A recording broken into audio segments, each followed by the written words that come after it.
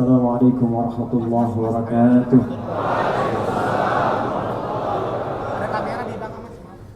Alhamdulillahi rabbil alamin. Wassalatu wassalamu ala rasulillahil karim wa ala alihi wa sahbihi ajma'in. Amma ba'd. Fa ya ibadallah, usi nafsi wa iyyakum bi taqwallahi faqad faza al-muttaqun. Fala tamutunna illa wa antum muslimun. فقال تعالى يا أيها الذين آمنوا اتقوا الله حق تقاته ولا تموتن إلا وأنتم مسلمون. Saudara-saudariku ahli surga insyaallah, tersebut dalam hadis riwayat Ibnu Majah nomor hadis 233, dikuatkan oleh keterangan para sahabat, dinukil oleh karangan para ulama, termasuk oleh Syekh Muhammad Hashim bin Ash'ari di kitab pertamanya Adabul Alim wal Muta'allim, di bab yang pertama, paragraf yang kedua, baris 1 sampai dengan 3. Hadis Ibnu Majah yang menyampaikan, teman-teman sekalian, man salaka tariqan yaltamisu fihi ilman sahhalallahu lahu tariqan ilal jannah.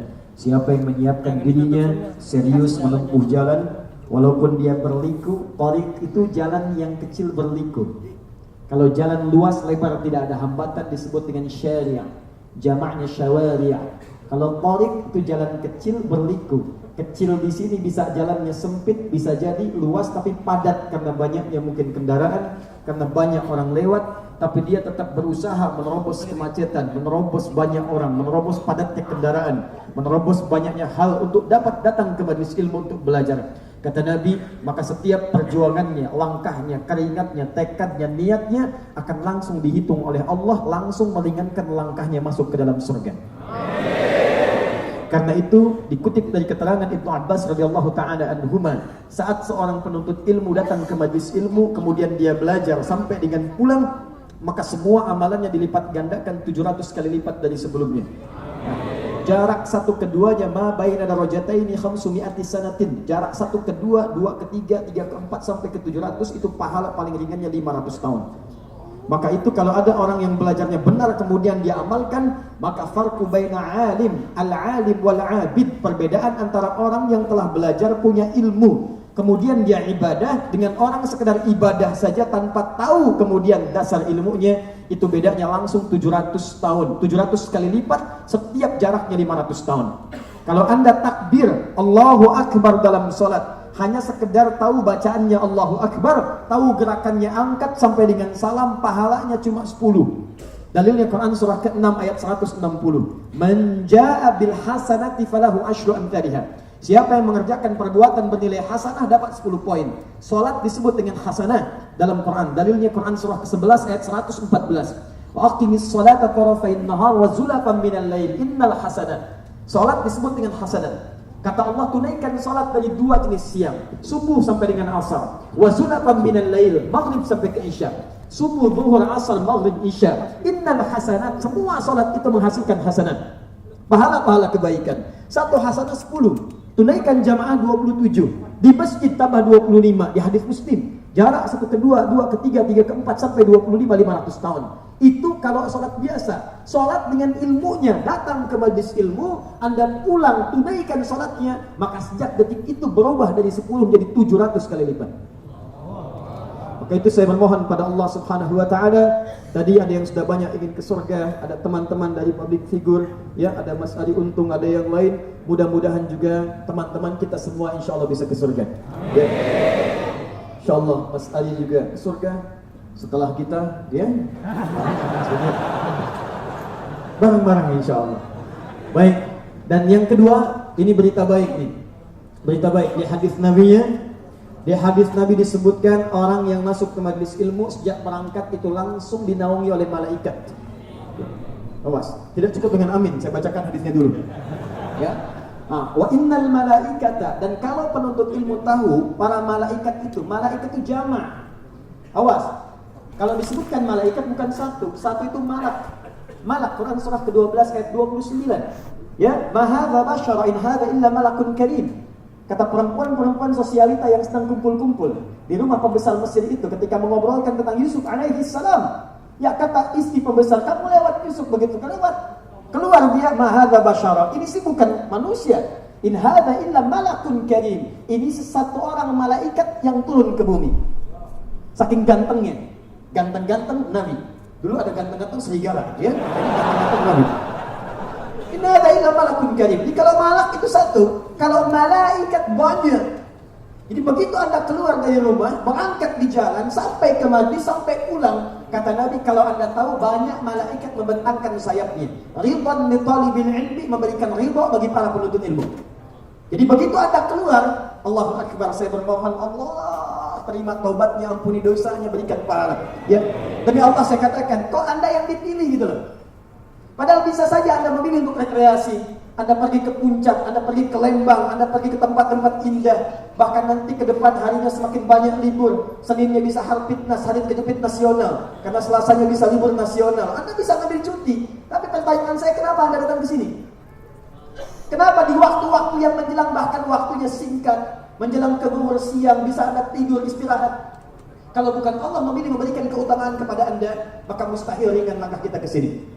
Karena itu saya sarankan, seperti saya sering katakan di kesempatan berbagai majelis ilmu, manfaatkan keutamaan ini, jangan ditunggu. Allah berikan, kadang ada yang begini, Allah kasih, dia mengambil. Seperti hidayah. Saya sering katakan, sifat hidayah dalam Al-Quran itu diberikan. Dia agak kurang tepat kalau ada istilah mengatakan dia tidak dapat hidayah. Bukan tidak dapat, Allah kasih, dia mengambil. Dia bukan tidak mendapatkan, kata bahasa Qurannya, Quran surah ke-29 ayat ke-69. Walladzina jahadu fina lanahdiyannahum subulana. Kata Allah, kami berikan hidayah seperti sinyal. Anda punya handphone, sinyalnya nggak kelihatan, nggak muncul di ruangan, Anda akan keluar. Bukankah Anda keluar mencarinya? Anda dapatkan sinyalnya, jelas suaranya, diterima percakapannya. Maka demikian Allah bentangkan hidayah, tinggal kita mengambilnya. Ada yang lewat telinga, Allahu Akbar, hidayah. Ada yang lewat mata, Anda lewat masjid, depan masjid Bintaro, orang ke masjid. Pertanyaan saya, kenapa Anda lewat situ? Padahal Anda bisa melewati jalan yang lain. Kalau bukan Allah ingin memberikan hidayah kepada Anda untuk mendapatkan bagian dari keberkahan dunia dan akhirat, mustahil Anda bisa lewat situ. Itulah hidayah. Dan di antara sekian orang yang sibuk di hari ini, kenapa Anda yang ada di sini? Kata Allah, saya bentangkan semua rahmatnya, ambil, jangan tunggu. Begitu malaikat membentangkan sayapnya, kata Nabi, maka ridha diturunkan. Ridha maknanya dua. Pertama, ampunan dari dosa, dan kedua, pengabulan dari semua doa-doa yang dipanjatkan. Maka isi dengan istighfar, isi dengan doa, mohonkan. Mungkin dari sekian permohonan yang belum terkabul, inilah saat untuk memohon kepada Allah Subhanahu wa taala. Ya. Hanya sifat malaikat gaib, tidak nampak. Kalau malaikat ditampakkan, enggak jadi untuk datang ke kajian. Begitu keluar rumah, sayap malaikat sudah membentang, kelihatan begini. Bapak siapa? Sayalah malaikat Israil. Baik, alhamdulillah kita sudah hadir di sini. Waktu kita padat. Ini umatnya terlihat banyak, yang hadir juga luar biasa, dan ini potensi yang sangat tinggi untuk bisa kita manfaatkan dengan baik. Karena ini penting, maka mic-nya pun akan disesuaikan supaya bisa terdengar dengan baik. Sepakat? Ya. Ini ada dua mic-nya nih. Saya bingung juga nih.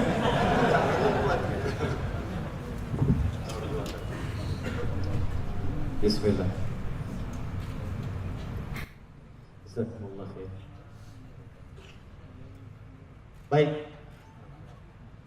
Saya ingin bermohon pada Allah Subhanahu wa taala supaya Allah mudahkan apa yang kita pelajari pada siang hari ini dan mudah kita pahami dan mudah kita hafalkan dan amalkan dalam kehidupan. Siap insyaallah? Siap. Baik. Kita ambil materi yang ringan-ringan saja. Tidak terlampau tinggi untuk kita pahami, tapi ini materi yang paling penting untuk menyatukan semua potensi umat Islam supaya semua manfaat umat Islam bisa dihadirkan dan mengandung nilai maslahat dalam kehidupan, khususnya kehidupan berbangsa kita. Siap insyaallah? Siap. Baik. Saya mau tanya sebentar. Saat Allah mengutus Nabi Muhammad SAW, diutusnya di mana? Di Mekah. Baik. Saat itu Mekah maju atau terbelakang? Terbelakang. Saat itu ada peradaban atau tidak? Ada. Ada Romawi dan Persia. Persia punya peradaban, Romawi punya peradaban. Cuman Mekah nggak punya. Tertinggal. Jauh dari Romawi, tertinggal dari Persia. Persia unggul, Romawi luar biasa, teknologinya bagus. Ya, muncul keilmuan dan sebagainya. Mekah jauh tertinggal. terbelakang, peradaban tidak ada, maaf, urakan kumpulan masyarakatnya. Jadi semua jenis kejahatan itu ada di situ kumpul. Jadi kalau Anda ingin cari pemabuk, itu mabuk paling hebat itu adanya pada masa itu. Paling minimal sehari 5 kali, itu paling minimal. Kalau Anda ingin cari penipu, yang banyak nipu orang jahiliyah. Kalau Anda ingin cari pembegal, tukang begal paling banyak jahiliyah. Sampai-sampai ada kampung begal namanya. Kampung begal dikenal dengan Gifar. Gifar itu kampung begal. Nanti kita akan tunjukkan ketika Nabi diutus, tiba-tiba satu kampung ini tobat berubah jadi orang paling soleh di zamannya. Bahkan untuk mengabadikan disebutkan nama daerahnya. Gifar, untuk menunjuk daerahnya tambahkan al di depannya, ujungnya ganti dengan i. Al-Ghifari, tokohnya dikenal dengan Jundub bin Junadah, nanti berubah dengan kunyahnya Abu Dzar Al-Ghifari. Kenapa disematkan kata Ghifarnya? Untuk memberikan referensi dan inspirasi bagi generasi mendatang. Hei, saya ini tokoh begal, sekampung tukang begal semua. Ketika datang Muhammad SAW mengajak saya, kami berubah dari tukang begal menjadi orang terbaik, dari orang banyak salah jadi orang soleh. Kami aja bisa berubah, kenapa Anda tidak? Makanya disebutkan kalimatnya, kurang populer Jundub bin Junadahnya, sangat familiar dengan kalimat Abu Dzar Al-Ghifarinya. Kenal Abu Dzar Al-Ghifari? Oh, kenal, luar biasa. Hebat. Baik, sudah ya. Nah, jadi yang ingin saya sampaikan adalah begitu Rasulullah diutus di tempat yang paling terbelakang, tidak kenal kebaikan, tempatnya urakan. Semua sifat ini kalau dikumpulkan, maka muncul nama dalam bahasa Arab yang mewakili, disebut dengan jahiliyah. Jahiliyah bukan sekedar bodoh, artinya tidak kenal dengan nilai-nilai kebaikan. Dia nggak bisa bedakan mana yang baik, mana yang tidak baik. Dia tidak bisa bedakan mana yang mulia, mana yang tidak. Dia tidak bisa bedakan mana yang harus dipuji, mana yang harus dicela, ditinggalkan. Nah, saya ingin katakan bahwa Nabi diutus itu di tempat yang seperti itu. Bukan dikirimkan ke Romawi yang sudah maju, dan bukan dikirimkan ke Persia yang sudah unggul, tapi di tempat yang paling terbelakang. Dan hebatnya, tiba-tiba risalah yang beliau bawa itu bisa mengangkat masyarakat ini naik ke depan, mengungguli Persia, mengalahkan Romawi, bahkan jadi pionir dalam kehidupan di dunia. Naik dia, menyebar sampai ke Nusantara. Dan hebatnya, Allah yang ikut pertama kali taklimnya Nabi tidak sebanyak sekarang yang kita lihat dan kita saksikan saat ini. Cuma 40 orang.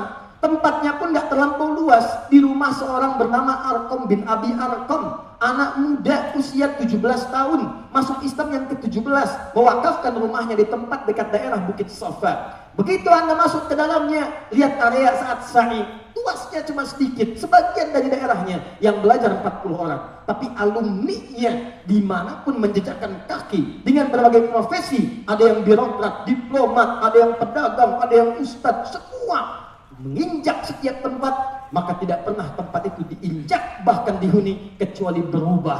Apa yang berubah? Dari yang terbelakang maju, dari yang maju tiba-tiba berkembang, pengetahuan datang, keislaman hadir di dalamnya. Silahkan cek. Muawiyah bin Abi Sufyan, Amr bin As melakukan ekspedisi, jalan menyebarkan risalah, membawa nilai-nilai keislaman Afrika Utara, dari Mesir, Libya, Tunisia, Maroko, Aljazair, sampai nyebrang terus sampai dengan ke Syam sampai ke Damaskus. Sekarang Syam 4 negara. Ada Syria, ada Libanon, ada Palestina, teman-teman, ada Jordan. 4 negara. Sekarang semua yang dilewati muslim semua. Mesir, Libya, Tunisia, Maroko, Aljazair, sampai nyebrang ke Syam. Dan maju semuanya. Sampai kemudian jadi provinsi Afrika Utara. Provinsi, gubernurnya Musa bin Nusair. Datang laporan dari Spanyol, nyebrang ke Afrika Utara, terpisah Mediterania. Nyebrang, minta bantuan. Tolong bantu kami, sejahterakan kami di Andalusia. Tolong bantu kami, lepaskan dari kezaliman. Dikirim seorang pemimpin besar, namanya Tariq bin Ziyad. Bawa 10.000 pasukan, bantu rakyat Spanyol, berkembang luar biasa. Dibawa teknologinya, bawa pangannya, kembangkan jadi peradaban. 700 tahun Mesir dua dunia. Di Islam itu tidak pernah berpijak di satu tempat orangnya, kecuali membawa maslahat dalam kehidupannya. Hijrah kemudian ke Ethiopia, Habasyah. Sebagian sahabat ada yang ikut ke sana, termasuk pamannya Nabi Ja'far bin Abi Thalib, Sa'ad bin Abi Waqqas juga ikut ke sana. Sebagian ketika ekspedisi ke daerah Asia sampai dengan ke Cina, sebagian sahabat kemudian ikut. Singgah di Nusantara, di kota Baros, 414 km dari kota Medan. Cuma ikutan singgah, apa hasilnya? Nusantara, Indonesia, Malaysia, Filipina Selatan, Thailand Selatan, Brunei Darussalam, kemudian sampai ke rahim, sukunya rahimnya, semuanya Muslim maju berkembang. Cek, tidak ada kemajuan kesultanan yang hebat dahsyat pada saat itu kecuali Nusantara termasuk bagian darinya.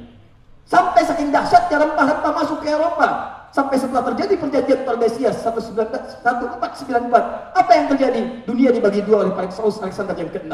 Ada barat, ada timur. Barat diserahkan kepada Spanyol, timur kepada Portugis. Portugis tahu pusatnya Nusantara, datang tahun 1511. Sampai nyasar ke Goa. Sampai balik lagi menemukan.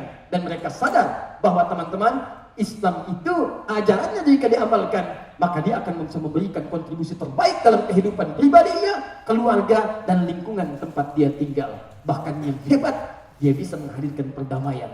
Bukan sekedar untuk Islamnya saja, bahkan non-Muslim pun aman tinggal dengan orang-orang Islam. Pertanyaannya sekarang, Nabi diberikan oleh Allah risalah dengan Al-Quran, dijelaskan lewat hadis, bentuknya ada.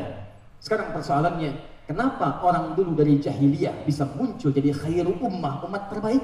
Orang sekarang Qurannya sama, hadisnya sama, kenapa hasilnya bisa berbeda? Dulu orang belajar Quran dari yang saling mencela jadi mencinta. Dulu orang belajar Quran dari yang pernah saling pukul jadi saling merangkul.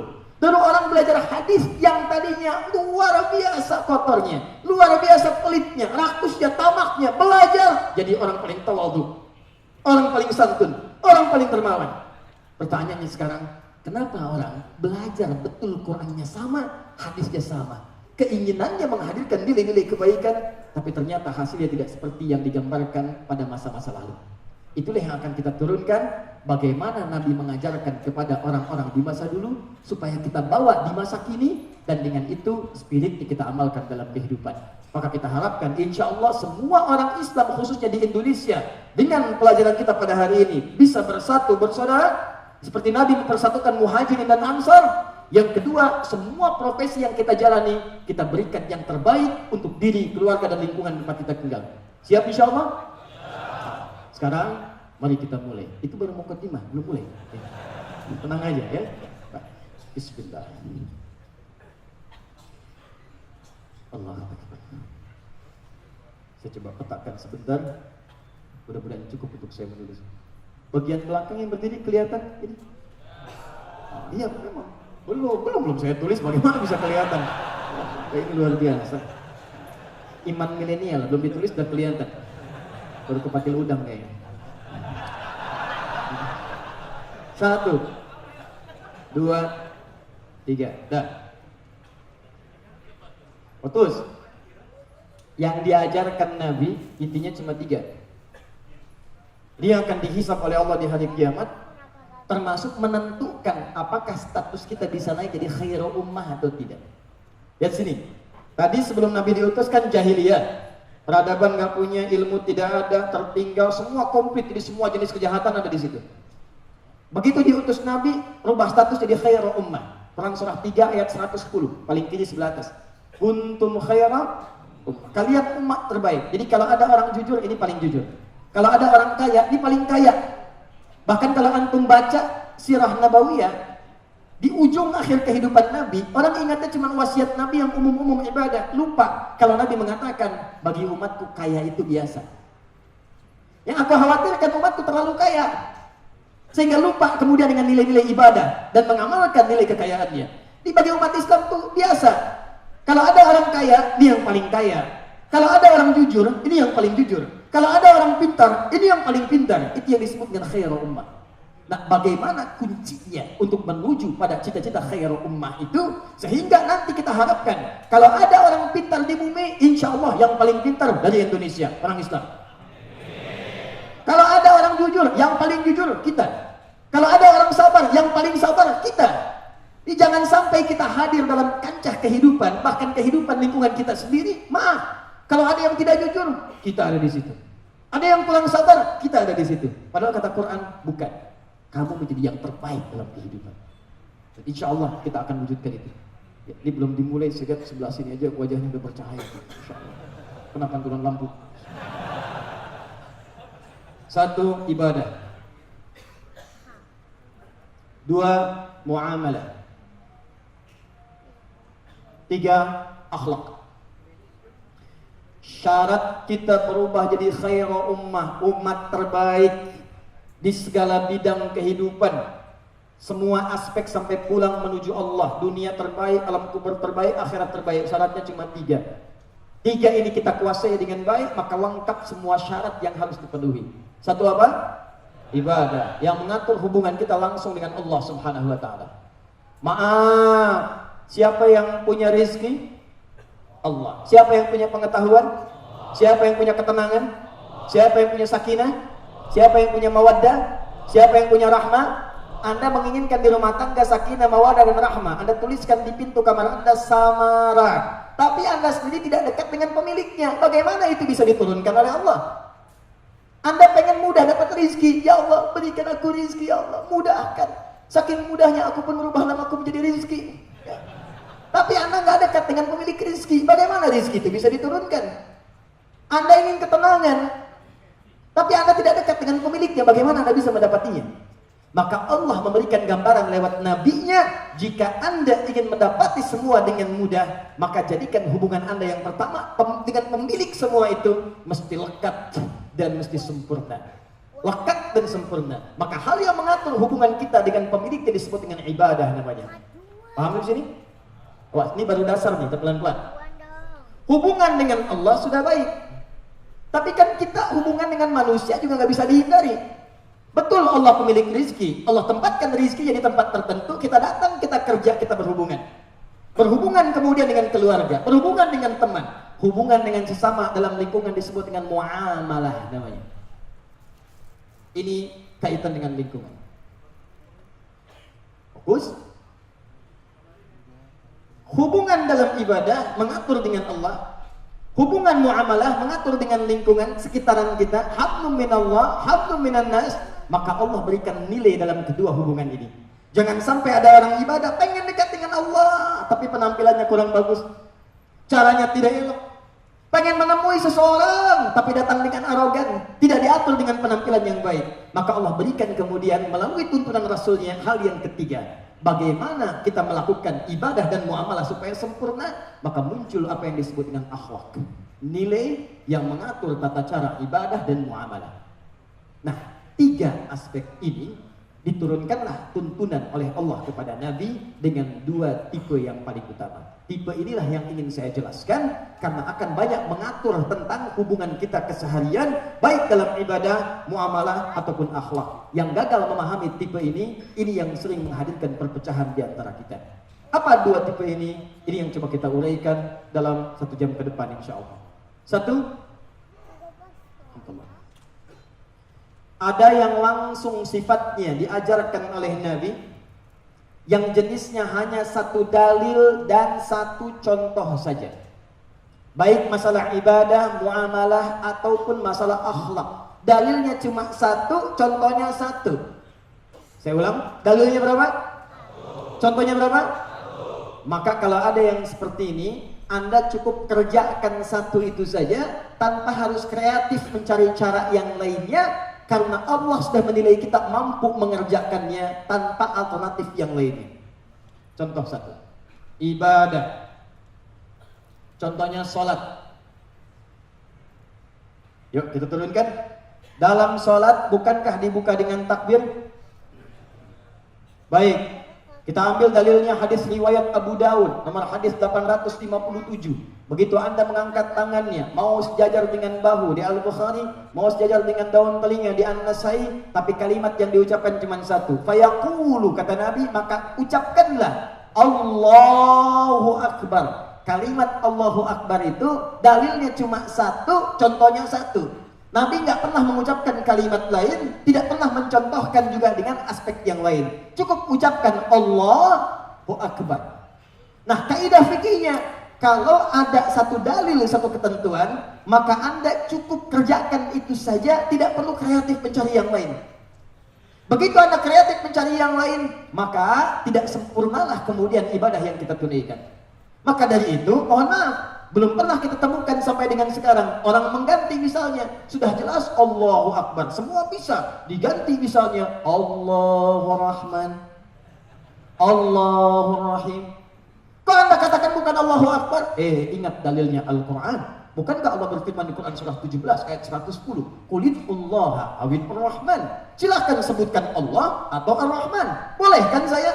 Tidak. Karena penjelasan dari Al-Quran diatur dengan keterangan Nabi SAW. Paham sampai sini?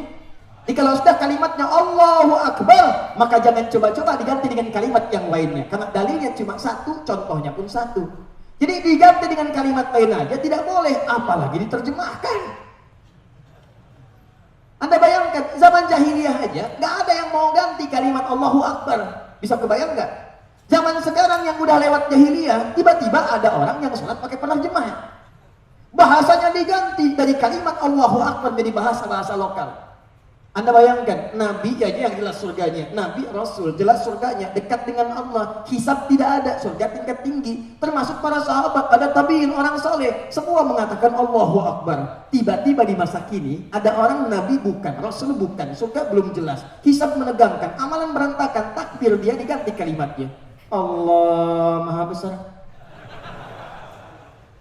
Maka berubah maknanya. Karena dalam kaidah Islam itu ada kalimat yang tidak boleh diterjemahkan, harus seperti itu adanya. Ada kalimat yang boleh, silahkan diterjemahkan dengan bahasa masing-masing, ungkapkan bebas. Apa diantara yang nggak boleh diganti? Lafaz sholat, lafaz adzan, dan nama-nama Al-Quran. Begitu Anda ganti, berantakan maknanya. Maka orang Sunda akan mengatakan Allah anu ageng, Betawi gak mau kalah, Tuhan gua gede. Maka ketika semua bacaan dikumandangkan, disampaikan dengan bahasa lokal masing-masing, maka berkuranglah kemudian nilai keagungan dalam bacaan salat itu. Termasuk bacaan Quran. Jangankan ayatnya, nama suratnya aja, walaupun ada terjemahannya, tetap dia harus dilafadzkan dengan nama suratnya. Al-Baqarah, ada terjemahannya, sapi betina. An-Naml, terjemahannya, semut. An-Nahl, ada terjemahannya, lebah. An-Nahl, nakhlun, ada, kurma.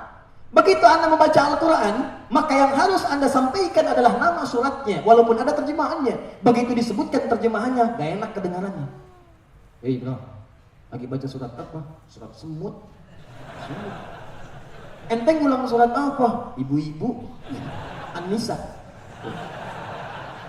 Dia baca surat apa tuh? Oh dia baru nyampe surat lebah. Jadi begitu Anda sebutkan terjemahannya, kerasa hati kita juga sudah gak enak. Maka ini kaidah, ada yang sifatnya bacaan, ada gerakan. Jika satu dalil, satu contoh, maka Anda tidak perlu kreatif untuk menggantinya. Ini bacaan, contoh gerakan. Misal dalam sholat, angkat tangannya di An-Nasai nomor hadis 886, fawadha'a yadahul yumna 'alal yusra. Maka dia bersegera meletakkan telapak tangannya di punggung kirinya. Fa itu harfu aqfin rabitin baina syai'aini bila hudud. Huruf merangkai di antara dua peristiwa dengan cepat tanpa jeda. Peristiwa pertama takbir, kedua meletakkan tangan. Antara ngangkat dengan meletakkan tanpa jeda, langsung. Begitu ngangkat yang kanan dengan kirinya, angkat begini, langsung letakkan. Kata Nabi, yang kanan letakkan di punggung yang kiri ini. Allahu Akbar. Dan tidak ada gerakan lain. Nah ini saya tidak bermaksud menyalahkan ya, saya cuma menemukan satu dalil ini dan satu contoh. Dan tidak perlu kreatif. Ustadz, kan gak enak Ustadz, kiri itu lambang yang tidak menyenangkan, yang kurang bagus. Kanan ini gambaran bagus. Masa kita dahulukan kiri daripada kanan? Boleh nggak begini? Allah, kanan dulu masuk, kiri begini, baru kanan tutup. Kadang-kadang kaki naik dikit gitu kan? Nah, bisa. Nah itu kalau sudah kemudian jelas seperti itu, satu dalil, satu contoh, maka tidak perlu kreatif. Makanya saya coba cari-cari gitu ya, kan saya nggak biasa nyalain orang. Saya cuma lihat dia mengerjakan itu ada dalilnya apa. Saya lihat, saya kumpulkan kitab hadis.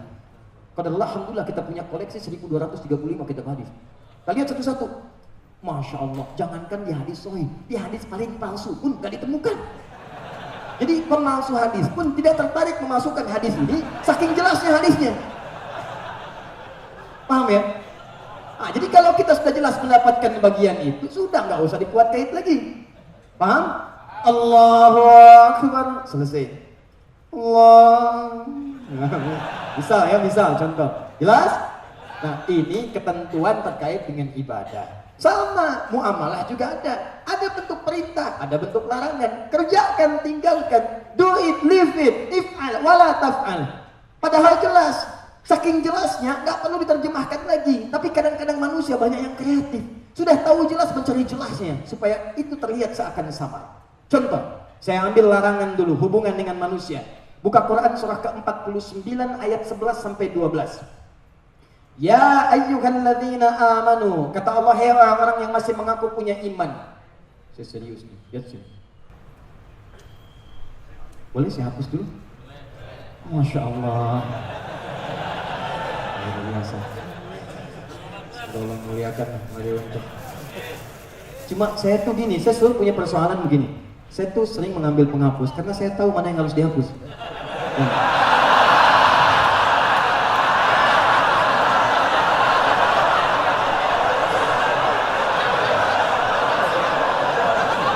Saya sering punya masalah begitu. Jadi ada itu niat itu bagus, inisiatif itu mulia. Cuman ketika menyulitkan kita itu jadi persoalan.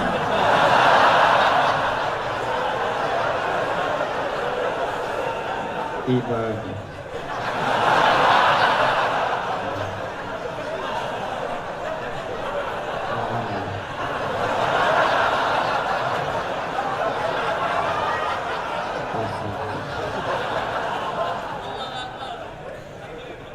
Insyaallah.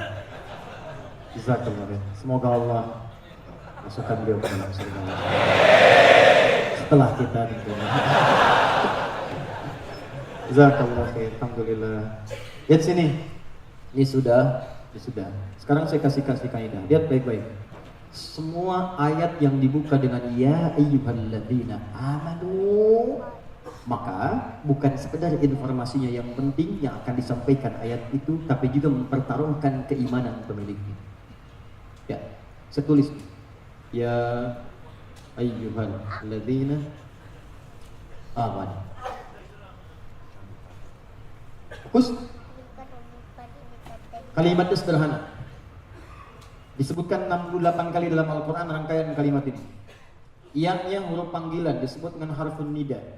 Disebutkan 360 kali dalam Al-Quran. Huruf panggilan itu di ilmu nahwu, di gramatikal bahasa Arab ada 14. Tapi yang disebutkan di Quran cuma 1 ya. Dan setelah diteliti di semua kitab-kitab nahwu, sepakat semua pakar kaidah bahasa Arab, ternyata ia itu huruf yang paling komprehensif. Yang kalau Anda ingin menggunakan panggilan apapun itu bisa dilakukan dengan ya. A panggilan dekat, ayah panggilan jauh. Tapi ya bisa dekat, bisa menengah, bisa jauh. Panggilan minta tolong bisa pakai ya. Dahsyatnya bahasa Al-Quran, Allah menetapkan diksi pilihan kata yang sangat luar biasa. Cuma 1 huruf maknanya dalam. Ayyuha disebutkan 150 kali dalam Al-Quran. Ayyunya munada fungsinya taukid untuk menguatkan. Haknya fungsinya tandih untuk mengingatkan. Kalau Anda mau terjemahkan, cara menerjemahkannya begini. Ya ayyuha. Hei kalian semua, saya panggil tanpa batas siapapun. Awas hati-hati. Apalagi pakai alladzina, pemilik imannya. Disebutkan 1080 kali dalam Al-Quran. Kalau sudah pakai alladzina, maka semua kalangan tanpa kecuali. Besar, kecil, tua, muda, laki-laki, perempuan. Mau kaya, mau cukup, bebas semuanya. Tanpa kecuali. Kata Allah, hei semua kalian yang punya iman. Tanpa kecuali saya panggil semuanya. Mau besar, kecil, tua, muda, lelaki, perempuan, mau ngaku kaya, mau ngaku cukup, semuanya tanpa kecuali. Saya ingatkan ya, saya tekankan ya, ayo, ingat baik-baik ini. Begitu kalimat jadi buka dengan ayyuhalladzina amanu, pemilik iman, maka kata para pakar tafsir, informasi yang disampaikan akan menentukan tingkat keimanan pemiliknya. Kalau cepat merespon perintahnya, ini menunjukkan imannya kuat. Kalau ternyata dia lambat atau mengingkari larangan, ini menunjukkan imannya sedang bermasalah. Di Quran surah ke-49 ayat 11, kalimat ini disandingkan dengan kalimat muamalah. La yaskhar qaum min qaum. Jangan saling mencela. La yaskhar. Jangan saling mencela. Jadi kalau orang punya iman, cukup punya iman dalam dirinya, maka dia tidak akan pernah mencela dalam arti ingin menjatuhkan orang lain atau merendahkan kehormatannya, bukan ingin mengoreksi kesalahannya. Kalau kita ingin mengoreksi sesuatu menjadi hikmah, itu diperkenankan. Seperti Allah mencela perbuatan Fir'aun, seperti Allah mencela perbuatan Qarun. Tapi kalau Anda mencela tanpa alasan misalnya, maka ini yang disebut dengan sukhriyah. La yaskhar. Bahkan yang paling bahaya, ini kata Nabi, awas di hadis Muslim. Ada orang Islam punya iman, sholatnya bagus di ibadah. Sholatnya bagus, puasanya bagus, zakatnya bagus, cuma dia gagal di muamalah. Ada orang sholat, cuma gemar mencela. Ada orang sholat, gemar berselisih. Dia berhasil di ibadah, cuma gagal di muamalah. Bagaimana mungkin Anda bisa mengatakan, ayo persatu, sementara Anda sendiri membawa celaan yang menjurus kepada perpecahan? Maka cukup ada satu kalimat di Al-Quran, dalilnya satu, contohnya satu, gak banyak, maka gak usah banyak dipikirkan lagi. Kata Allah, ya ayyuhalladzina amanu, pemilik iman itu pasti gak akan saling mencela. Apalagi mencela sesama orang beriman. Sekarang tunjukkan pada saya, lihat baik-baik, Quran kita sama, hadisnya sama. Kenapa orang jahiliyah masuk Islam, setelah itu dari mencela jadi mencintai, memukul jadi merangkul, jadi sahabatan, jadi saling perhatikan. Kok orang sekarang bisa datang ke pengajian, pulang dari pengajian saling mencela? Yang paling bahaya adalah dia mengatakan saya belajar Quran, saya belajar hadis. Quran mana yang Anda pelajari? Hadis mana yang Anda teliti? Quran mengatakan jangan saling mencela. Ini Anda baru pulang pengajian sudah mencela orang lain. Gak tanggung-tanggung, kadang-kadang yang dicela ustadznya juga. Siapa yang ngajar? Ustadz Adi, Ustadz Bid'ah. Bukan Ustadz Adi, Ustadz Bid'ah. Ustadz Adi itu lihat spanduknya, Ustadz Adi. Paham? Jadi kalau Anda satu hal saja, perhatikan bahasa Qurannya. Muamalah, dalil satu, contoh satu. Gagal di satu itu, maka ada yang harus dikoreksi dalam iman kita. Paham sampai sini? Di syarat mendapatkan khairul ummah, ininya bagus, akhlak yang mulia. Sekarang saya masuk pada bagian yang kedua. Ini yang ingin saya maksudkan. Ada yang kedua, ini yang sering gagal paham, dan ini yang sering kali menjurus pada perselisihan dan perpecahan. Apa itu? Ini kita turunkan. Ada yang dalilnya beragam, banyak, contohnya tidak satu. Yuk kita kembalikan ke sini. Dalilnya banyak, contohnya beragam. Di muamalah juga ada nanti. Apa di antaranya? Kita kembalikan kepada sholat. Yuk kita lihat. Misal, Bismillahirrahmanirrahim. Hadis-hadis terkait Bismillahirrahmanirrahim ada 70 hadis. Bukan satu, bukan dua, bukan tiga, 70 dalilnya. Dari 70 ini, teman-teman sekalian, Nabi mempraktekannya membagi kepada 4 bagian. Lihat baik-baik. 1, ada yang Nabi jaharkan, Bismillahirrahmanirrahim. 2, ada yang Nabi sirkan, silent, Bismillahirrahmanirrahim. Dan kalau sudah sir itu artinya gak kedengaran, cuma kita yang dengar. Makanya kalau ada imam membaca sir, gak usah dikeraskan sampai ke mic. Tempelkan mic-nya, Bismillahirrahmanirrahim. Kalau begitu namanya jahar. Paham ya? Saya pengen ngasih tahu ke teman-teman di belakang bahwa saya sir, Bismillahirrahmanirrahim. Kalau sudah begitu jahar namanya. Yang ketiga tidak dibaca sama sekali.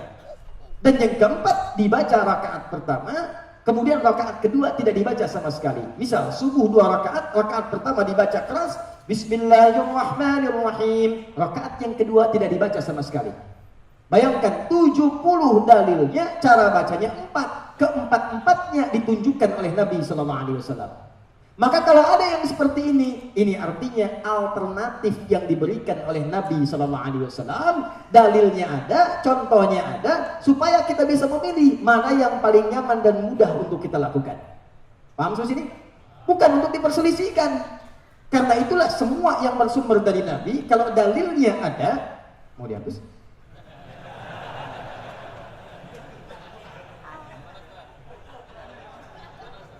Boleh, yang ini. Nah, Masya Allah, luar biasa. Ya. Selalu ada perbaikan.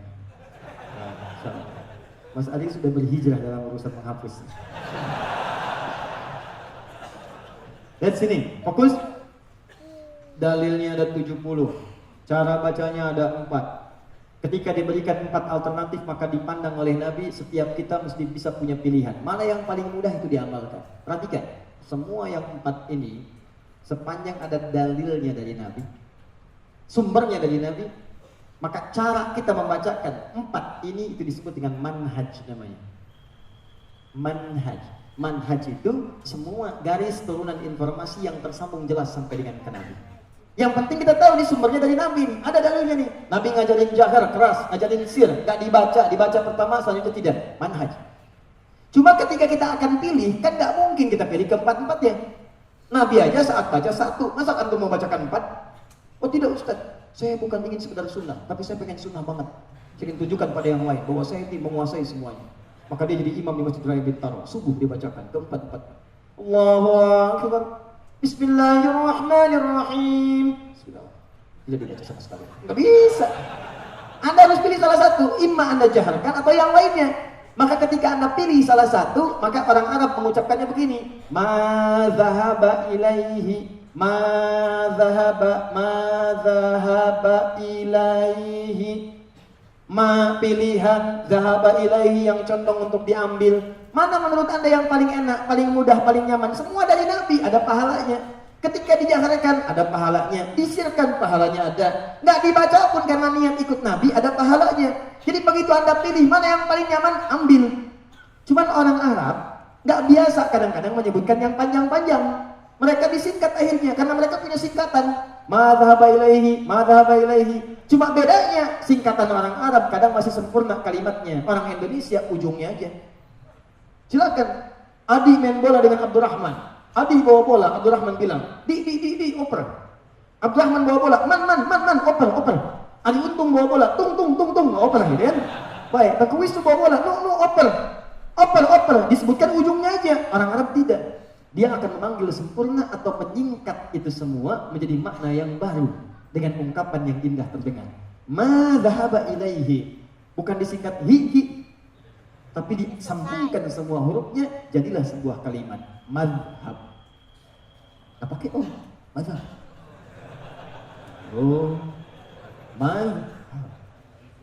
Jadi asalnya madhab itu singkatan dari ma dhahaba ilaihi. Apa yang cenderung untuk diambil, mana yang kita pilih untuk memudahkan.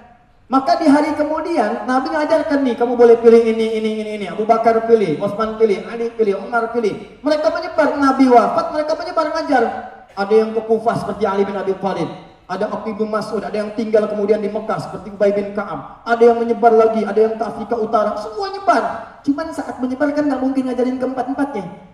Mereka akan memilih salah satu untuk memudahkan masyarakat mempelajarinya. Maka diserap ini semua, diambil oleh generasi setelahnya, muncullah 4 bintang ulama. 4 ulama ini disebut bintang di zamannya karena berhasil menghafalkan semua tuntunan tadi dalam akal dan jiwanya, plus menuliskan di kitabnya. Ada yang cuma hafal saja, tapi nggak bisa nulis. Ada yang nulis, cuma hafalan belum kuat. Ada yang nulis nggak bisa, hafal nggak bisa. Ini yang repot. Yang ini bintang, kenapa disebut bintang? Cahayanya terang. Malam hari yang gelap, dia masih punya cahaya. Ini yang hebat. 4 ini, satu adalah Abu Hanifah An-Nu'man yang wafat tahun 150 Hijrah.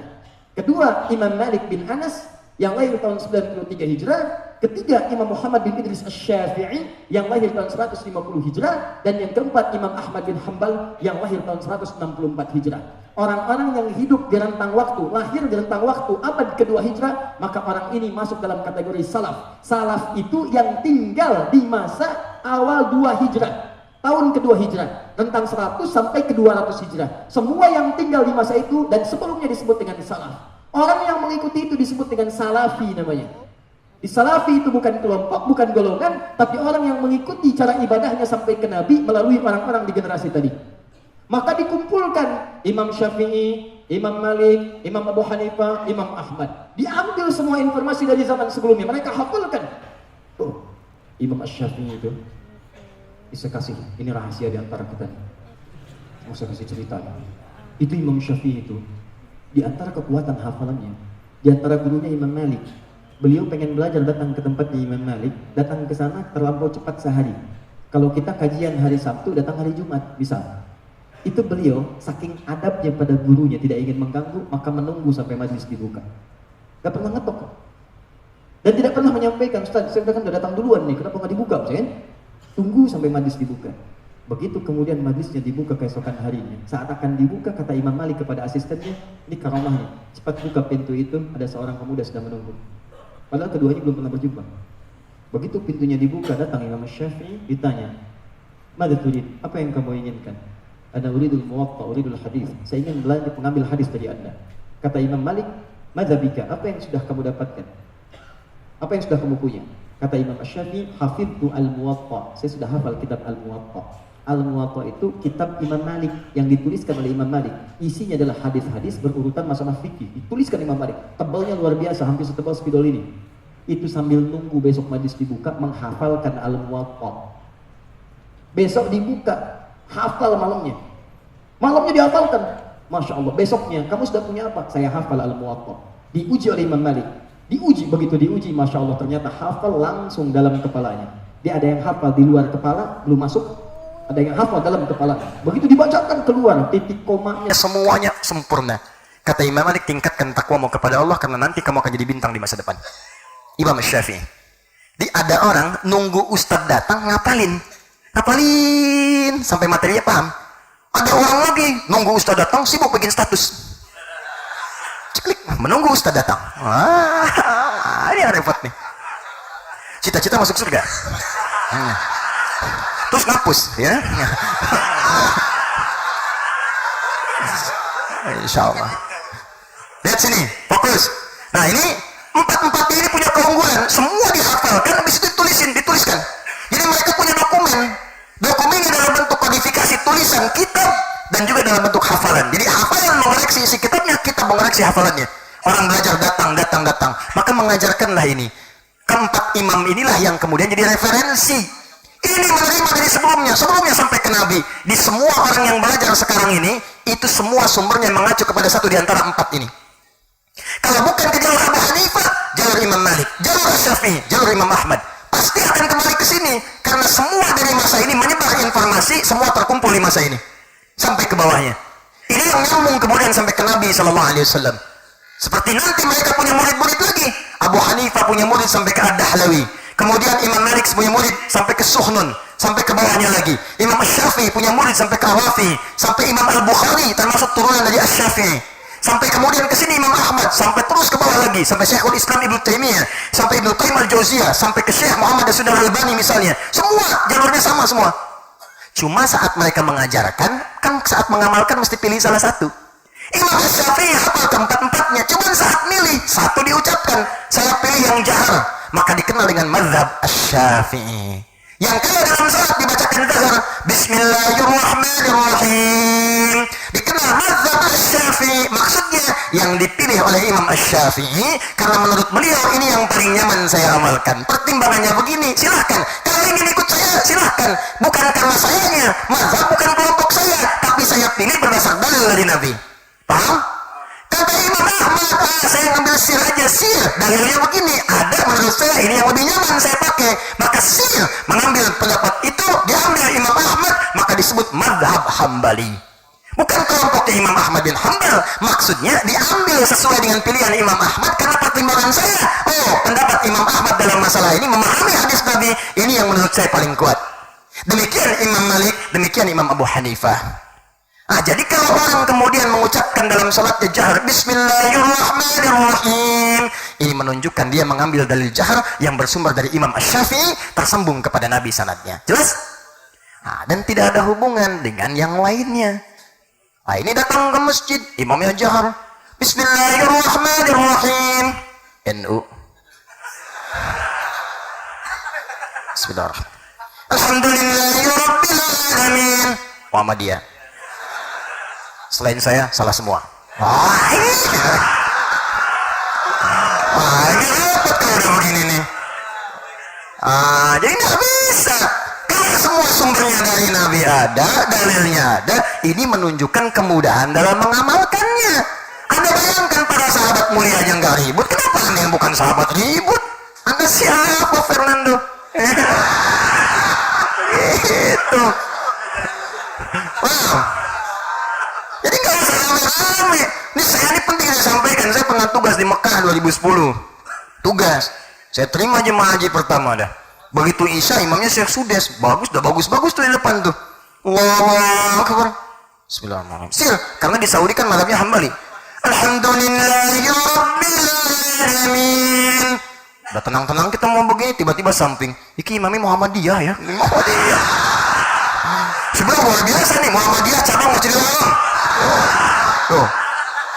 Ya masalah tuh. Nah ini yang kadang-kadang kita pengen bersatu, cuma diributkan masalah begini. Nabi aja kasih alternatif, kenapa ente bukan Nabi ribut. Sahabat aja nggak ada masalah. Pernah antum dengar riwayat Abu Bakar bertengkar dengan Umar gara-gara bacaan Bismillah? Ada. Dan Abu Jahal pun nggak pernah protes. Saya belum pernah dapatkan dalam sirah misalnya Abu Jahal protes karena perbedaan masalah basmalah. Tidak. Silahkan cek. Ini kenapa kemudian jadi persoalan? Termasuk turunan yang lain. Ada kunut, ada yang tidak. Kenapa gara-gara kunut kemudian masih jadi kosong? Ini kan tidak menarik teman-teman sekalian. Tinggal di komplek ini. Ya, masjidnya ada di sini. Yang di sini kunut. Gara-gara ini kunut, dia tidak kunut. Kemudian, kalau enggak, Allahu Akbar. Kalau masalah ringan tidak ada masalah. Ini kadang-kadang keluar dari komplek, ditinggalkan masjidnya. Pergi ke masjid lain. Yang paling persoalan ketika ditanya, kenapa tinggalkan itu? Masjid bid'ah. Masjid bid'ah. Masya Allah. Sejak kapan kemudian ada masjid jadi bid'ah? Ini yang repot nih. Ya, ingat kalimat-kalimat sunnah bid'ah itu juga jangan sembarang diucapkan, itu berbahaya. Dan semua bisa dilekatkan dengan itu, termasuk kalimat syariat. Itu kalau adalah istilah syariat, nggak semua dilekatkan, walaupun sebagian bisa. Misalnya kalimat syar'i, hijab syar'i boleh ada, bank syariah ada, koperasi syariah bisa. Tapi nggak semua keadaan bisa disebut dengan syariah. Tak kalau semuanya bisa, besok-besok kemudian ada tenis meja syariah, pingpong syariah. Kok bisa? Karena softnya pakai bismillah.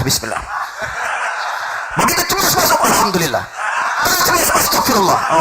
Apa itu pingpong syariah? Terbesok orang buka diskotek syariah, lagunya perdamaian. Itu yang repot. Ini tidak usah ditambah-tambah pada hal yang bukan tempatnya. Jelas ya? Ya, yang kunut dalilnya apa? Ada. Dipraktikkan oleh siapa? Ada kalangan ulama. Al-Imam Syafi'i, ada Imam Al-Bukhari itu yang nulis hadis 16 tahun. Sahih Al-Bukhari 16 tahun. Di Mekah ditulis sebagian, di Madinah disempurnakan. 16 tahun nulis itu. Muridnya Syafi'i kunut. Imam An-Nasai itu yang meriwayatkan hadis tentang yang tidak kunut. Tapi beliau sendiri Syafi'i kunut. Fair. Yang tidak kunut ada Imam Ahmad. Tidak, beliau kunutin nazilah. Hafal hadis, hampir 1 juta hadis beliau hafal. Tahu beliau tentang hadis kunut, tapi nggak kunut karena milih tentang hadis yang lain. Boleh. Maka siapakah anda yang mengatakan orang kunut itu bid'ah? Apa anda berani menyebutkan Imam Al-Bukhari bid'ah? Sementara anda mengambil hadisnya. Imam Syafi'i bid'ah. Al-Hasan cucu Nabi bid'ah. Ibnu Umar bid'ah. Demikian anda pun yang kunut, kenapa mesti menjual yang tidak kunut? Apa anda mengatakan yang lainnya bid'ah semua? Abu Bakar bid'ah, Umar bid'ah, Utsman bid'ah? Sudah, cukup tinggalkan semua itu, kita kembali pada tuntunan yang jelas. Yang kunut benar, yang tidak kunut benar. Yang salah, yang tidak sholat subuh. Selesai.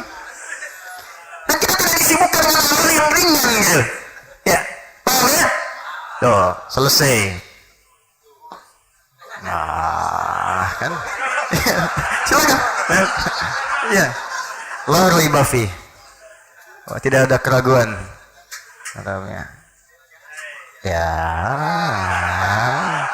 Ya nggak apa-apa lah ya. Semoga Allah ampuni dosa antum. Ini sahabat saya ini luar biasa nih, insya Allah nih. Kita, iya, makanya luar biasa tuh singkatan dari di luar kebiasaan. Jadi nggak apa. Ini tapi masya Allah ini ya. Kita kemarin berangkat ke tanah suci, kita umroh. Ya, kita minta apalin Quran, ngapalin dia, bener. Wah, rajin tuh, Masjidil Haram. Cuman pas saat setoran hilang. Surut dulu tadinya, tapi saya luar biasa. Ya, begitu saya tanya gimana hafalannya, luar biasa. Kita minta ngapalin Ali Imran, dia ngapalin Al-Mulk. Masya Allah. Semoga Allah muliakan antum ya. Terus, contoh, awas hati-hati. Ini hal-hal yang ringan-ringan, yang kadang-kadang rujuk. Lihat kaidahnya sederhana. Saya berikan kaidah supaya nanti kita tidak disibukkan dengan perselisihan semacam ini. Apa kaidahnya? Kaidahnya adalah jika ditemukan dalil dan atau contohnya. Tulis dalil dan atau contohnya. Jadi bisa ada dalil dan contoh sekaligus, bisa ada dalil contohnya sementara, bisa ada dalilnya saja contohnya nggak ada. Nah, itu kalau ada yang demikian, sepanjang dalil paling minimal ada, itu menunjukkan bahwa itu masih boleh diamalkan, jangan diperdebatkan. Kalau ada alternatif, itu berarti diduga setiap orang kalau tidak diberi kemudian kemudahan dalam mengamalkannya, atau pilihan yang paling nyaman ditunaikan. Contoh, kemudahan misalnya. Kemudahan ini dihadirkan oleh Nabi karena nggak semua orang bisa melakukannya. Yang kalau nggak ada alternatif, celaka ibadahnya susah. Misal, ini serius nih. Ada orang yang gagal memahami ini sampai bertengkar suami istri di Bekasi. Bertengkar gara-gara ini nih. Anda bisa bayangkan. Apa persoalannya? Persoalannya sujud dari i'tidal. Di setelah i'tidal, sami Allahu liman hamidah, Rabbana walakal hamd, sujud kan? Nah, saat sujud ini, ayo lihat. Tangan duluan atau lutut duluan yang turun? Nih, kalau tangan begini nih, tangan turun. Ya. Tangan. Atau lutut dulu, lutut turun, baru telapak tangan. Ayo. Pilih. Lutut atau tangan dulu, atau dua-duanya benar? Ah, satu apa dua? Nah, sekarang lihat sini.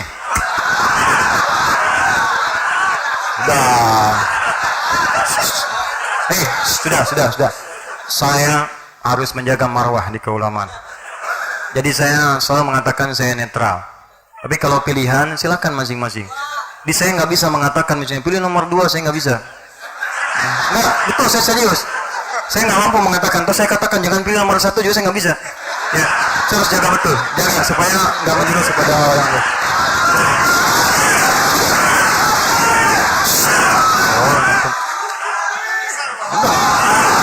Antum kenapa jadi rame? Kan saya ngasih contoh. Udahan ya.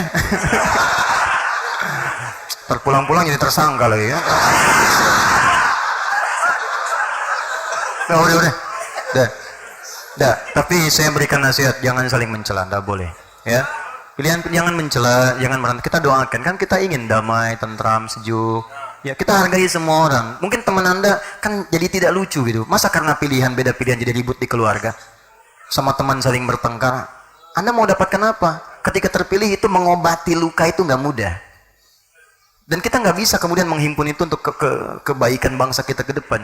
Jadi silahkan beda pilihan, tapi tetap kita bisa minum teh bersama-sama. Ya, minum kopi sama-sama. Jangan saling mencela. Dan jangan saling menjatuhkan. Sudah, silahkan beda, tidak ada masalah. Jelas? Baik. Yang penting ada patokan dalil. Contoh, turun dari i'tidal ke sujud. Ada yang pakai telapak tangan, ada yang lutut. Kasus di Bekasi nyata, saya langsung yang tangani. Alhamdulillah. Suami istri itu bertengkar semalaman. Istri sudah sholat, tiba-tiba suami pulang malam karena kejebak macet. Apalagi Bekasi ada yang menyebut planet lain itu kan. Benar, saya serius. Orang katakan kalau sedang gak ada harapan di bumi, pergi ke Bekasi. Banyak harapan indah, duta harapan, ujung harapan sampai ada tuh sana. Arab Babelan. Bahkan sini punya BSD, sana punya BSD. Tambun, Bekasi sonoan dikit. Wah. Itu kampung ya, bukan kampung biasa. Kampung cerewet, kampung siluman, ada semua sana. Ente nggak percaya datang ke sana. Demi Allah saya katakan, saya pernah dakwah, ditanya, Ustaz dakwah di mana? Kampung siluman. Bener, saya pernah ke sana. Waduh, dilihat loh, kok manusia semua deh. Yang satu, suaminya pulang. Begitu suaminya sholat isya, istrinya lihat, dia i'tidal ke sujud turun dengan lutut duluan. Begitu turun, istrinya udah mesem. Saat salam itulah assalamualaikum warahmatullahi wabarakatuh. Di sini letak kesalahan pertama, tanpa muqaddimah. Langsung, apa salah sholatnya? Wah, ini dia nih. Sedangkan dalam Al-Quran, lelaki itu, suami itu disebut rijal. Ar-rijalu qawwamuna 'alan nisa. Quran surah 4 ayat 34. Sifat rijal itu diantara sifatnya sebagai pemimpin. Pemimpin. Sedangkan sifat dasar pemimpin itu apa ciri khasnya? Tidak mau dipimpin. Dia hanya menerima masukan, tidak menerima saran. Apalagi kemudian teguran tanpa muqaddimah. Makanya di surat Yusuf, suami diibaratkan dengan matahari yang punya sinar dahsyat. Ya, dia bisa mengeringkan yang basah, menyengat saat butuh perlindungan. Makanya suami disebut dengan mentari. Inni ra'aitu ahada asyara kawkaba wasyamsa wal qamara ra'aituhum li sajidin. Syamsa disebutkan dengan ayah, laki-laki, suami. Karena fungsi suami melindungi keluarga sebagai pemimpin. Kalau ada yang macam-macam sangat dia lindungi keluarga. Tapi kalau pipi istri Anda basah karena sesuatu persoalan, maka keringkan air mata itu dengan kalimat-kalimat yang indah. Tulis status. Nah, itu yang materi. Bulan beda. Bulan itu memantulkan cahaya. Makanya kalau antum pengen lihat keindahan, jangan lihat matahari. Lihat bulan. Malam keluar, lihat bulan. Kenapa lihat bulan indah? Demikianlah perempuan. Begitu dia tampil indah. Untuk siapa? Untuk mahramnya. Pulang indah. Pulang indah. Itu yang terjadi di rumah tangga antara Nabi dengan Sayyidah Khadijah. Sehingga ketika salah satu pun sudah tidak ada, itu kebayangannya masih ada. Dalam mimpi terbawa dikatakan Khadijah, Khadijah, Khadijah. Keindahannya masih nampak. Pantulannya hadir dalam mimpi. Padahal di sampingnya Sayyidah Aisyah. Kata Sayyidah Aisyah, ya Rasulullah, kenapa Khadijah, Khadijah, Khadijah? Kenapa tidak Aisyah? Apa keistimewaannya? Maksudnya ingin mengikuti supaya disebut juga oleh Nabi. Maka dikatakan oleh Nabi, dialah perempuan pertama yang masuk Islam, membela aku dalam suka dan duka. Dia menyerahkan hartanya untuk dakwah, membela aku dalam rumahnya saat di luar ada kemudian serangan-serangan. Disebutkan di Al-Bukhari, nomor hadis yang keempat sampai dengan kelima, hadis riwayat Jabir radhiyallahu taala anhu, saat Nabi turun dari Gua Hira setelah peristiwa Iqra, belum pernah melihat Jibril, malaikat Jibril dengan rupa sesungguhnya pada asalnya. Di saat periode Iqra itu menyamar dari laki-laki dipeluk Nabi, tapi belum pernah melihat rupa asalnya. Setelah itu kemudian di siang hari turun dari Gua Hira, wahyu belum turun. Tengah-tengah jalan tiba-tiba ada suara Muhammad, Muhammad. Nah aku lihat kanan tanpa orang, kiri tidak ada, depan belakang kosong. Aku lihat ke atas, maka ada orang yaqudu bainas samai wal ardh. Ada sosok, bukan orang, sosok duduk antara langit dan bumi begini. Dan belum pernah aku lihat sebelumnya, manggil-manggil namaku.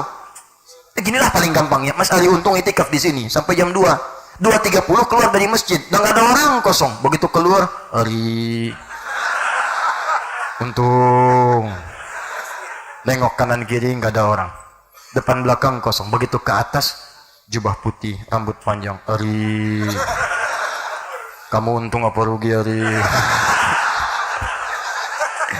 Pertanyaan saya, posisi Anda pada situ bagaimana? Sudah. Udah. Kata Nabi fara'ibtu minhu, udah nggak sempat nanya lagi. Apa? Nggak bisa. Kata Nabi fara'ibtu minhu, bulu kudukku naik. Aku merasakan takut. Jadi takut itu biasa. Yang tidak biasa itu takut beramal soleh. Itu yang salah. Kalau takut pada maksiat atau takut yang wajar itu biasa, manusiawi. Manusiawi. Maka teman-teman, apa yang terjadi? Kata Nabi, bulu kudukku naik, aku meninggalkan tempat itu karena belum kenal dengan malaikat Jibril. Maka aku bergegas ke rumah. Begitu nyampe rumah, dibukalah pintu oleh sang rembulan itu, Sayyidah Khadijah. Begitu dibuka, setengah kegelisahanku hilang. Gimana caranya tuh? Rembulan ditatap indah, ngelihat wajah istri, akhwat yang di bawah, itu begitu melihat suami wajah istri, Allahu Akbar, hilang kegelisahannya. Kata Nabi, zammiluni, zammiluni, tolong selimuti aku. Dibawa oleh Sayyidah Khadijah, masuk kamarnya, dibentangkan selimutnya. Keluarlah kalimat yang indah itu. Bima makna dalam ungkapan kita, zaujul karim, sayang, engkau itu orang baik. Engkau selalu membantu orang, menjalin silaturahim. Engkau tidak punya musuh. Yakinkan pada jiwamu yang paling dalam, aku akan bersamamu dalam suka dan duka. Maka begitu tenang, turunlah kemudian malaikat yang tadi sudah tenang keadaannya. Maka turun membawa wahyu surah ke-74. Ya ayyuhal muddaththir, qum fa'anzir wa rabbaka fakabbir. Itu asbabun nuzulnya. Tapi peran pentingnya, pesan yang paling hebatnya, gimana caranya tuh begitu melihat istri, bulan dibuka, Masya Allah. Itu semua masalah tuh tenang, hilang. Itulah rembulan. Kalau bisa begitu, Masya Allah. Antum pulang kantor, rahmukallah, banyak masalah di kantor. Kalau bisa demikian tuh luar biasa. Nyampe ke rumah, diketuk, ting tong, assalamualaikum, Masya Allah. Dibuka oleh istri, dah senyum-senyum. Nambah masalah. Bisa ya? Wah, karena senyumnya pasti senyum persoalan dia. Ya. Itu gimana caranya tuh? Bulan. Jangan ditukar. Ini yang jadi masalah, bulan jadi matahari, matahari jadi bulan. Itu yang repot. Bulan nggak usah jadi matahari. Walaupun ada masukan, sampaikan dengan keindahan. Sehingga kalau ditatap tuh enak. Ini sudah tahu bulan pengen jadi matahari. Dengan kekuatan bulan, aku mau hukummu. Repot di selormon, ya. Ya. Nah ini tadi begitu, tanpa mukadimah tiba-tiba langsung. Apa bahasanya? Sederhana, papa salah. Harusnya sholatnya, kenapa Pak? Kenapa Mah? Papa harusnya tadi saat sujud, telapak tangan dulu, bukan lutut. Ya suami disalahkan, nggak mau, membela. Mama yang nggak baca hadisnya, tuh. Padahal besoknya dua-duanya itu ngaku ke saya, Pak. Dua-duanya nggak baca. Nggak tahu dua-duanya. Dia yang satu belajar di Ustadz A, satu belajar di Ustadz B. Yang satu bilang lutut, satu bilang telapak tangan. Begitu datang tuh pagi-pagi. Saya bilang, Bu, Pak, sebetulnya dua-duanya itu ada. Oh gitu, nggak pakai oh. Adanya di kitab Sunan Abu Daud. Nih, Sunan Abu Daud. Saya terangin loh. Abu Daud, Sunan itu kitab hadis yang disusun urutan fikih. Jadi kalau Anda ingin mencari masalah fikih dari hadis, cari kitab Sunan. Ya. Paham? Jadi ada Jami, ada Sunan, ada Mu'jam, ada Musnad. Sunan ambilnya. Abu Daud, ini nama kunyah, nama aslinya Sulaiman. Asalnya dari Sijistan, dikenal dengan Sulaiman As-Sijistani. Hafal 500.000 hadis. Hafalnya bukan cuma hadisnya, sanadnya. Orang-orang sampai ke Nabi hafal semua. Yang kalau ditanya kualitasnya pun hafal, nih sahih, ini dhaif. Ya ini maudhu, ini matruk, ini mungkar. Lincah, lancar, ringan. Sehingga kata Ibnu Qayyim al-Jauziyah, kalau dulu ada Nabi Daud bisa melunakkan besi dengan tangan, ini Abu Daud bisa melunakkan hadis dengan lisan. Maka populerlah dengan sebutan Abu Daud. Saya sebutkan, coba Anda buka kitab ya, lalu lihat nomor hadisnya, teman-teman sekalian, 800 kemudian 38. Ini yang pakai lutut, rawinya namanya Wa'il bin Hujur. Wa'il bin Hujur. Saya terangin tuh, posisinya sebelah kanan di bawah di kitabnya sini. Yang pakai telapak tangan, itu nomor hadis 840 sampai 841. Rawinya sahabat Abu Hurairah. Posisinya paling kiri sebelah atas. Saya bacakan hadisnya. Nih yang pakai lutut ini. Bima makna? Idza sajadta fala tasjud kama yabrukul ibil. Faliyadha rukbataika qabla yaday. Kalau kamu pengen sujud, jangan sujud seperti duduknya unta. Dahulukan lututmu sebelum telapak tanganmu. Adapun yang menggunakan telapak tangan, hadis yang mengatakan bima makna idza sajadta fala tasjud kama yabrukul ba'ir. Kalimatnya menggunakan ba'ir. Sedangkan unta punya banyak nama. Ada ibil, ada jamal, awas. Ada naqah, ada ba'ir. Beda-beda. Kalau ibil itu untanya unta umum, semua jenis unta. Kalau ba'ir unta tunggangan. Kalau jamal, awas. Jamal, awas. Jamalun, nggak pakai alif. Itu unta jantan. Awas, beda antara jamalun dengan jamalun lain. Kalau jamalun unta jantan. Kalau jamalun sifat ganteng. Sifat ganteng ya. Kalau sifat itu melekat pada diri seseorang, maka berubah dari jamal jadi jamil. Jamilun ganteng. Misal nama antum Saiful, ya kan? Antum ganteng, maka antum turunkan Saiful Jamil misalnya. Nah, itu ganteng. Sifat. Tapi kalau namanya jamal masih pakai alif, jamalun. Hati-hati, antum ummah divisa ditulis salah tulis pakai ini. Jamalun harusnya pakai alif, nggak pakai alif. Jamalun itu bisa bikin heboh di imigrasi Saudi. Nah, ini takut nih. Nakah unta betina, makanya unta Nabi Saleh itu nakah. Naqatallahi wa suqiyaha fakadzabuhu fakharuha. Nah, kalau kita paham itu nanti kita akan mantap menafsirkan hadis dan ayatnya. Ketika Nabi menyebutkan fala tasjud kama yabrukul ba'ir, jangan kamu sujud seperti duduknya unta ba'ir, unta tunggangan. Faliyaba yadaika qabla rukbataika, letakkan telapak tanganmu sebelum lututmu. Kenapa yang pertama menggunakan lutut, yang kedua hadisnya menggunakan telapak tangan? Redaksinya unta biasa, yang kedua unta tunggangan. Teman-teman, nih lihat baik-baik. Pada yang pertama ini yang meriwayatkan Wa'il. Wa'il itu lebih dulu masuk Islam yang dibandingkan sahabat Abu Hurairah. Sejak awal dah masuk Islam, Nabi sudah masih kuat ikut perang Badar, perang Uhud, ini udah Islam. Beliau melihat Nabi sholat dia menggunakan lutut turunnya. Tapi Abu Hurairah masuk Islam 3 tahun sebelum Nabi wafat. Tahun ke-7 Hijrah. Nabi wafat kurang lebih usia 63 tahun. Berarti kalau 3 tahun sebelum Nabi wafat 60 tahun. 60 tahun itu diriwayatkan hadis-hadisnya Nabi sudah mulai melemah. Kadang sholatnya pakai tongkat, kadang menyandar. Ini normal, kalau orang sudah semakin sepuh, masalah pertama ada pada apanya? Pada lututnya. Makanya di hadisnya disebutkan seperti unta tunggangan yang sudah punya beban. Lututnya bermasalah. Maksud Nabi bukan karena tua dan mudanya, karena orang muda pun bisa cedera. Sedang Muhammad Salah misalnya kan, di sliding sama yang lain, atau dipiting sama Sergio Ramos, ya kan, tiba-tiba jatuh. Nah, misal saya hafal tuh. Anda mau tanya apa? Kemarin MU seri, saya tahu satu-satu. Kemudian Liverpool seri saya tahu, babak pertama menit ketiga dibalas menit ke-45 lawan Leicester City, saya paham. Manchester City kalah 2-1 sama Newcastle United, saya tahu. Ya. Ayo, sekarang pertamanya Liverpool beda 5 poin, kedua Manchester City, ketiga Tottenham Hotspur, keempat kemudian masuk ke Arsenal, ya Chelsea, kemudian Arsenal, kemudian Manchester United. Mau tanya apa? Saya tahu Juventus 3-0, ya. Juventus kalah 3-0 keluar dari Copa. Roma digulung 7-1, saya tahu. Ya, Neymar sedang cedera, saya tahu. Mourinho sedang nggak punya job, cuman di beIN Sport jadi komentator, saya tahu. Ayo, apakah saya nonton? Tidak. Enggak ada bukan sesuatu yang bisa dilihat beritanya besok. Kita lihat kan. Dan kita nggak ninggalin tahajud. Antum ngapain nukar tahajud, nukar surga dengan bola? Antum malam-malam teriakan tahajud, zikir, apa yang gitu-gitu bisa dilihat. Ini udah malamnya nonton, subuh kesiangan ditanya nggak tahu. Ya. Bapak di perpustakaan satu-satu yang beli siapa? Lupa saya. Lupa. Kita yang nonton tahu. Kita yang nonton tahu. Ayo mau tanya apa? Itu dong. Jadi maksudnya supaya kita itu bisa diskusi, bisa diarahkan kepada yang baik. Tapi nggak harus buang-buang waktu. Ini nonton iya, udah nggak tahu lagi gitu kan? Nggak ada informasi, hidup lagi. Ya. Insya Allah saya senang baca, Ya. Terus tadi ini, ya beliau senang juga tuh. Udah di musik nanti kita bahas tuh, udah lain waktu ya, ada ikhtilaf apa. Ya saya hafal tuh notasi. Cuman saya nggak seperti beliau. Mungkin saya nggak cenderung, beliau kerjakan, ada dalilnya. Tapi kalau tanya notasinya hafal sih. CDF, GBC, D, FIS, G, ABCS, D, FIS, A, FIS, ABCS, D, ABCS, FIS, ASB, FIS, ASB, CIS, ASB, CIS, ASB, CIS, ASB, CIS. Tuh, judi. Oh, apa ya? Cuman saya nggak bisa. Ayo ulangi. Oh, apa saya?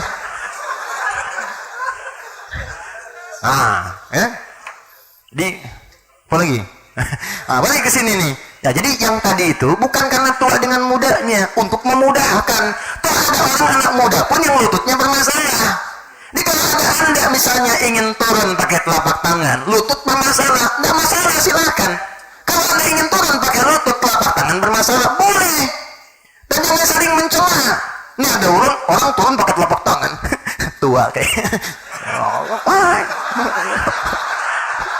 Bukan. Tapi saya ribut gitu. Ini yang satu pakai lutut, yang telapak tangan bilang bidah, hadis dhaif. Capek.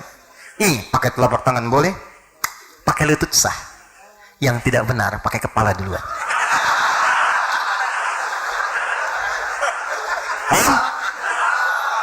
Jadi ini yang ingin saya contohkan. Satu, masalah di ibadah ini, coba periksa dalilnya.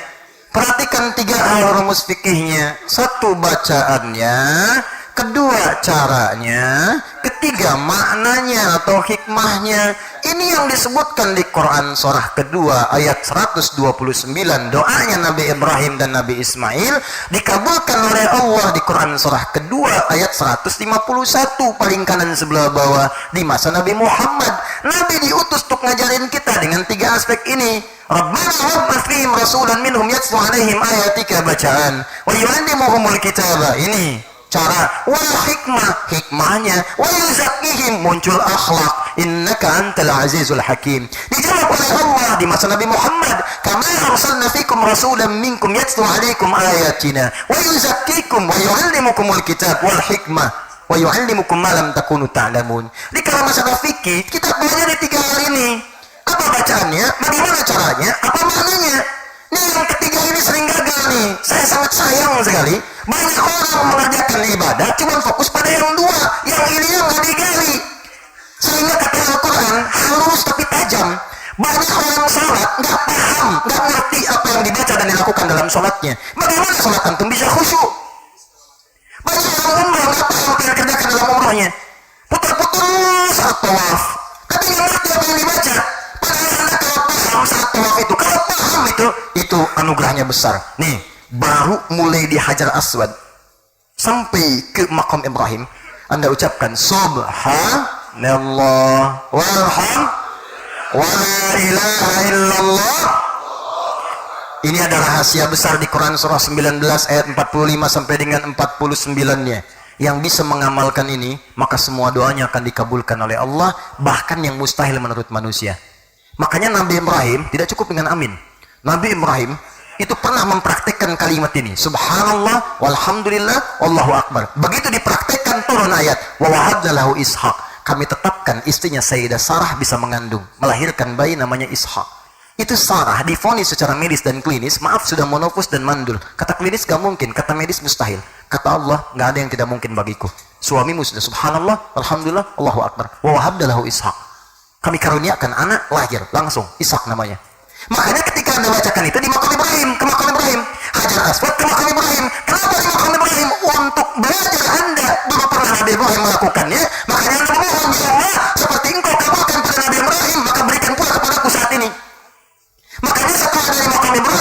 Yamani, Anda minta bebas. Gak harus pakai bahasa Arab. Apa yang Anda rasakan itu yang Anda mintakan. Ini kadang-kadang Anda membaca yang tidak Anda pahami. Kenapa Anda nggak minta dengan bahasa Anda? Kalau pekerjaan Anda susah, mohonkan dengan khusyuk, ya Allah, mudahkan pekerjaan saya. Ya Allah, dekatkan pada saya yang halal, jauhkan yang haram. Ampuni dosa saya ya Allah, maafkan saya ya Allah, sayangi keluarga saya ya Allah. Minta dengan bahasa kita. Itu rahasianya. Lalu ada seleksi yang baik untuk dunia akhirat baru diberikan. Makanya doanya Rabbana atina fid dunya wa fil akhirati wa qina. Itu yang dari rukun Yamani ke Hajar Aswad. Karena ada orang minta dunianya bagus, akhiratnya tidak. Akhiratnya bagus, dunianya tidak. Kata Allah, saya pengen kedua-duanya. Dua yang diinginkan oleh Allah, bukan cuma satu. Ada orang cuma minta dunia, ada orang cuma minta akhirat. Kata Allah, jangan satu, saya ingin kamu dapat dua. Dua, kata Allah, bukan satu. Saya ingin lihat, bukan yang lain.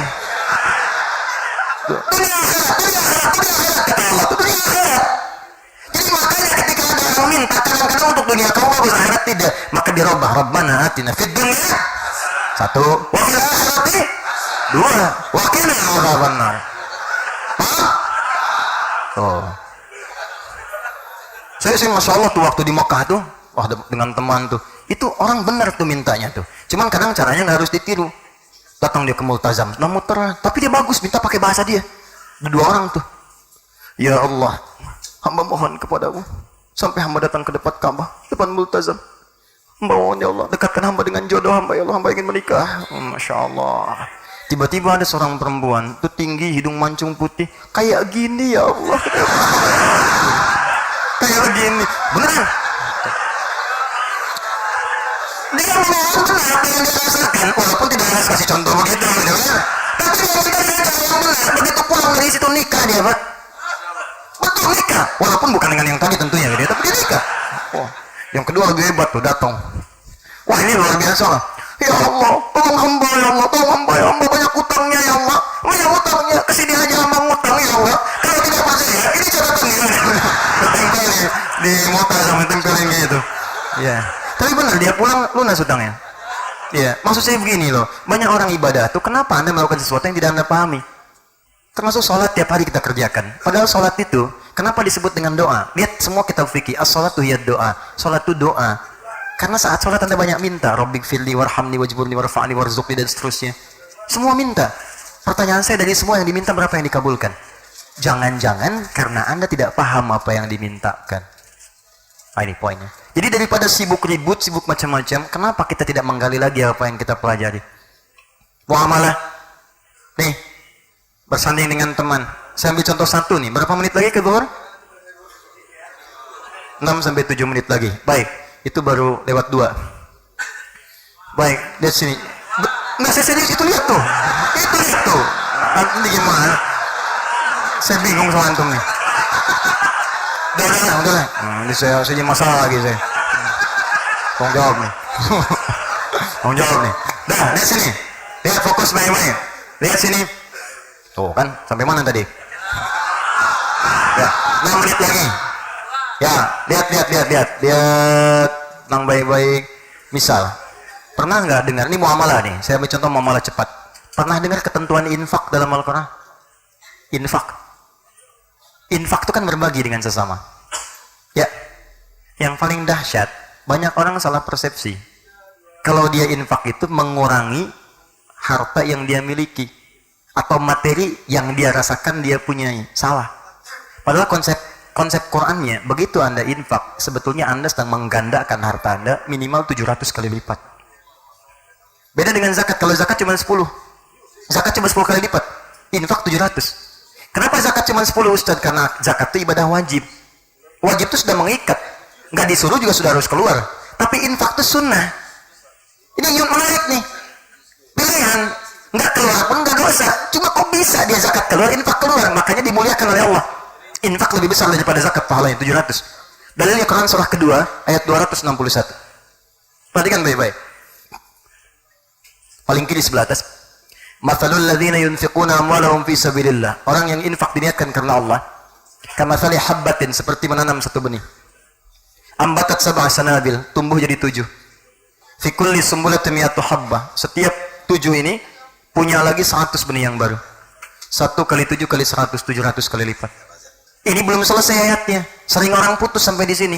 Padahal kata Allah, wallahu yudha'ifu liman yasha' wallahu wasi'un alim. Allah akan melipat gandakan tanpa batasan pada yang tidak pernah berhitung. Jadi kalau Anda berhitung 700, saya masukin nih 10.000 nih.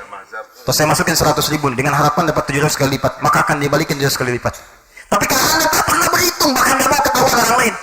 Ya Allah, saya punya cuma 500 rupiah ya Allah. Masukin, ikhlas, gak pernah berhitung. Dan saat dimasukin pun dijaga supaya gak ada bunyinya. Gak pengen riak. Masuk ya. Alhamdulillah masuk. Udah tuh, itu bisa 7.700 bahkan 7 juta kali lipat.